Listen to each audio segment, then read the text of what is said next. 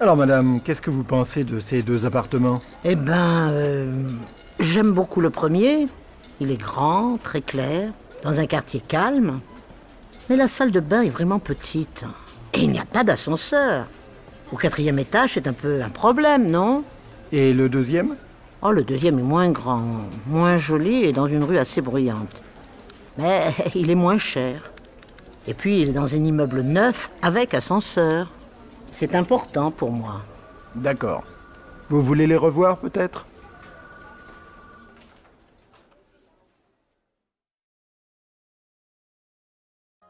Comment ce sera quand tu seras grande, toi, la vie? Eh ben, je ferai des chansons et je passerai toujours à la radio. Ah bon? Oui. Ah, c'est ça Et j'apprendrai à faire du violon. Ah bon? Et pour l'instant, comme je suis petite, tous les jeudis, je vais au solfège. On chante des notes, mais très difficiles, que je ne sais pas encore. Après, on écrit les notes et après, quand on saura tout par cœur, on aura le droit de jouer au piano. Qu'est-ce qui est le plus important, la musique ou bien savoir lire? Savoir lire et écrire. Et la musique? La musique, j'aime beaucoup. C'est plus beau que tout? Qu'est-ce qui est le plus beau de tout? C'est Noël. Et l'été. Rien n'est plus beau que l'été. Et aussi, j'aime beaucoup quand c'est l'automne parce qu'on mange des châtaignes devant le feu.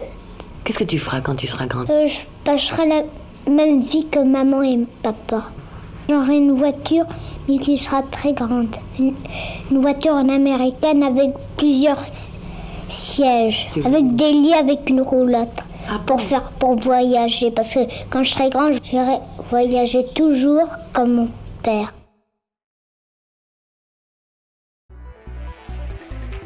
Chaque année, c'est la même chose. Le 1er janvier, on se souhaite une bonne année, une bonne santé, et on prend tous de bonnes résolutions. Mais qui les respecte vraiment? Anne Dutilleul a interviewé plusieurs Parisiens pendant la nuit de la Saint-Sylvestre. S'il vous plaît, vous avez pris des résolutions pour cette année? Ah oui, j'ai décidé d'aller plusieurs fois par semaine à la piscine. Si je pouvais, j'arrêterais de fumer. Mais bon, c'est vraiment difficile. Ah non, je sais pas. Oh, je vais peut-être essayer de faire régulièrement du sport. Ce serait bien, non? Alors moi, cette année, j'ai décidé de me coucher plus tôt et de moins faire la fête avec mes copains. Quoi? Ouais, non mais vous verrez. Oh bah, j'aimerais bien dépenser moins d'argent, arrêter d'acheter certains trucs inutiles.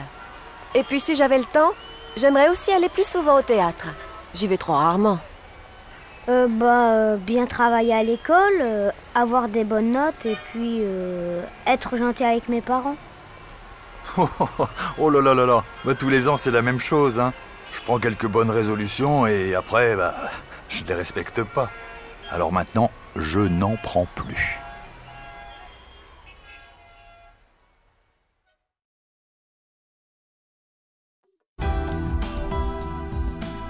Jérôme, vous nous parlez ce matin d'une enquête récente sur la santé des Français, c'est ça? Oui, Laurence.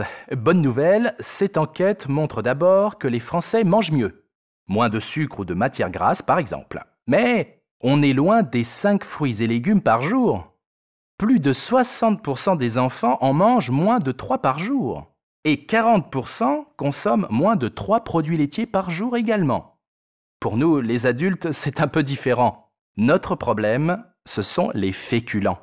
Nous n'en mangeons pas assez souvent, mais nous consommons de la viande ou du poisson au moins une fois par jour, ce qui est bien. Certains en mangent même midi et soir. Ah, et pour le sport, est-ce que c'est mieux qu'avant aussi? Oh oui, aujourd'hui, 1 Français sur 2 fait régulièrement du sport, environ 1 heure par semaine. Et les femmes sont plus sportives que les hommes, Laurence. Oh non, vraiment? Mais comment font-elles toutes ces femmes? J'aimerais bien, moi, faire régulièrement un footing, mais je n'y arrive pas. Quand je pense que certaines en font 1 tous les dimanches ou plusieurs par semaine, Laurence. c'est pas possible.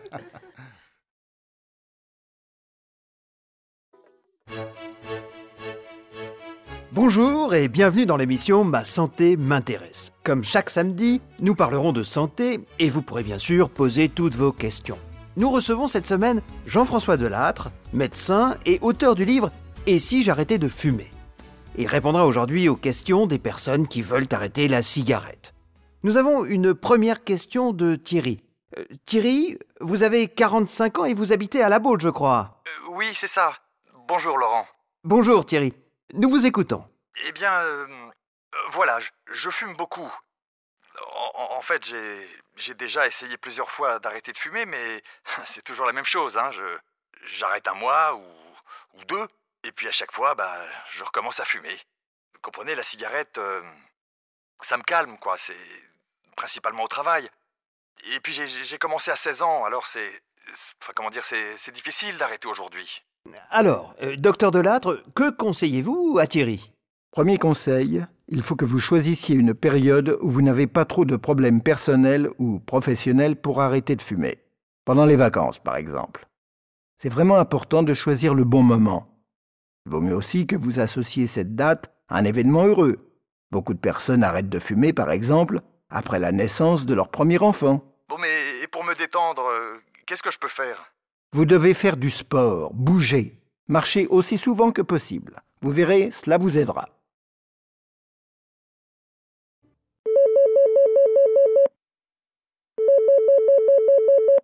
Entreprise Barreau, bonjour. Bonjour madame. Je voudrais parler à madame Renaud, s'il vous plaît. Je suis désolée, mais madame Renaud est en réunion. Je peux prendre un message ? Oui. Je suis la directrice de l'école de sa fille, Mélanie. Vous pouvez dire à madame Renaud que sa fille est malade. Il faudrait qu'elle vienne à l'école la chercher si possible. D'accord, je lui laisse le message. Merci. Au revoir. Au revoir, madame.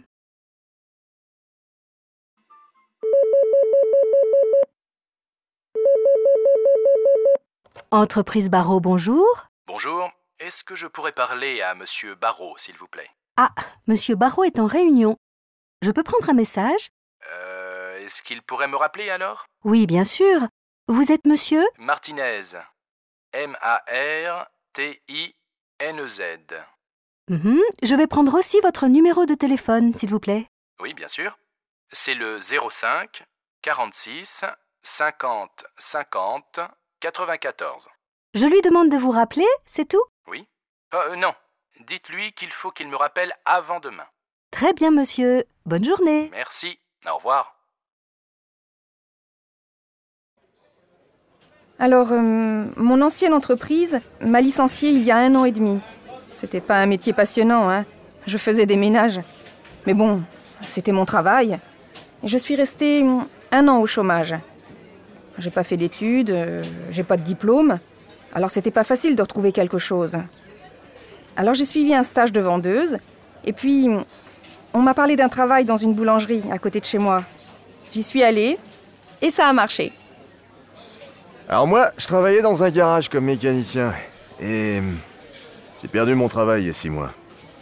Mais j'ai eu de la chance parce que j'ai retrouvé le même travail, avec un salaire plus important. Ce travail, je l'ai trouvé sur Internet. Ouais. Sur Internet. Bien, j'avais un poste de directrice commerciale dans une grande entreprise qui a fermé. Alors, j'étais sûre de trouver très vite un autre travail. Mais je suis restée 8 mois au chômage. Vous savez, quand vous avez 48 ans, on pense souvent que vous êtes trop vieille pour faire ce type de travail. Alors, j'ai envoyé des lettres de candidature et des CV dans 50, 60 entreprises peut-être. Finalement, j'ai créé mon entreprise avec l'aide d'une association. Et je suis vraiment très heureuse parce que ça marche très très bien.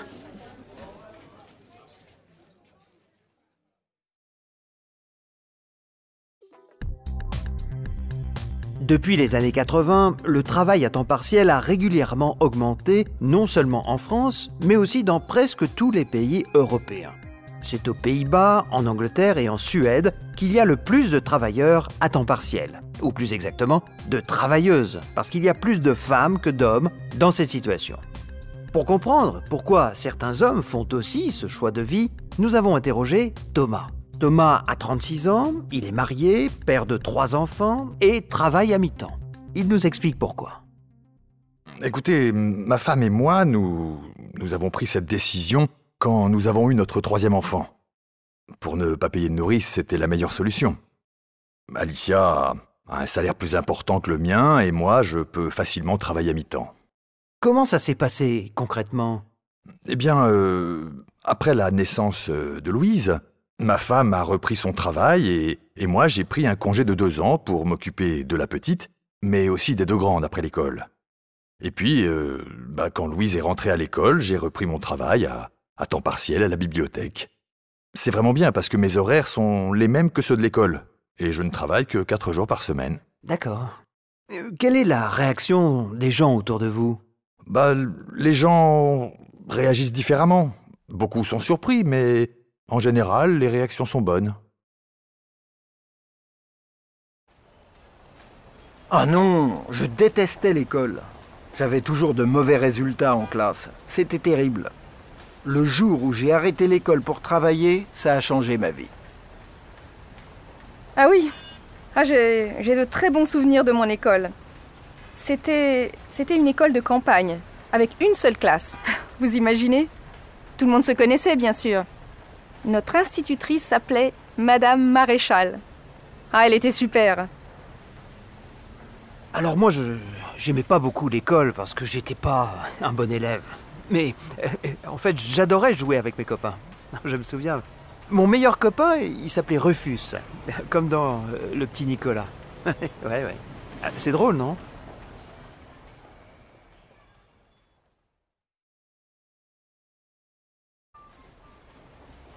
J'ai trouvé un travail de mécanicien dans un garage à côté de Strasbourg il y a 20 ans exactement. J'y suis resté 2 ans et après j'ai changé pour venir dans le garage où je travaille encore aujourd'hui. Eh oui, je travaille depuis 20 ans déjà. J'avais 17 ans. Et pour gagner un peu d'argent, je travaillais le week-end sur le marché avec mon oncle. Je vendais des fruits et légumes. Mon premier travail, c'était dans un club pour enfants sur la plage, l'été, à Biarritz. J'étais animateur. C'était vraiment un travail sympa, mais le salaire n'était pas très intéressant.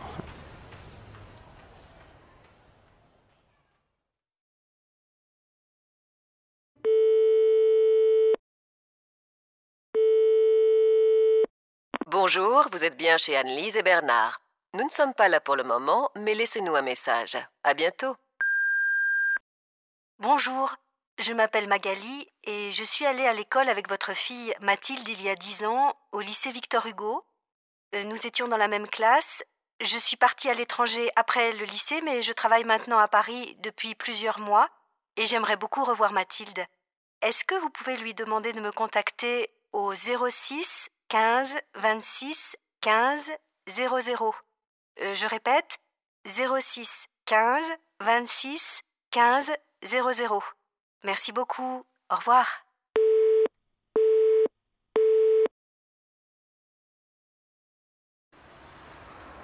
Moi, je suis un fan de musique, mais aujourd'hui, je n'achète plus de CD. Je préfère acheter et télécharger les albums sur Internet. C'est moins cher et c'est plus rapide. Et après, j'enregistre tout sur mon lecteur MP3. Internet, c'est parfait pour trouver des informations rapidement. Avant, les étudiants comme moi passaient beaucoup de temps dans les bibliothèques. Aujourd'hui, c'est différent. On trouve tout sur Internet. Pour faire des achats, c'est super. Avec mon mari, nous avons trouvé notre nouvelle maison sur un site spécialisé. Nous avons contacté directement les anciens propriétaires. Nous avons visité la maison, et voilà. Financièrement, c'est plus intéressant. Oui. Pour celui qui achète, cela ne coûte rien sur le site. Mes enfants habitent aux États-Unis et ils m'envoient souvent des photos des petits par mail. C'est pratique, je trouve.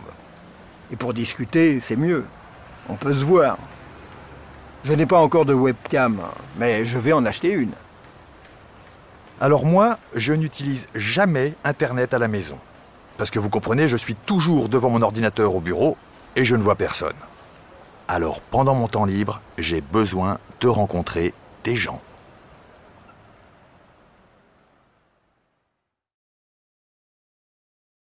J'ai décidé de réaliser un reportage sur Internet.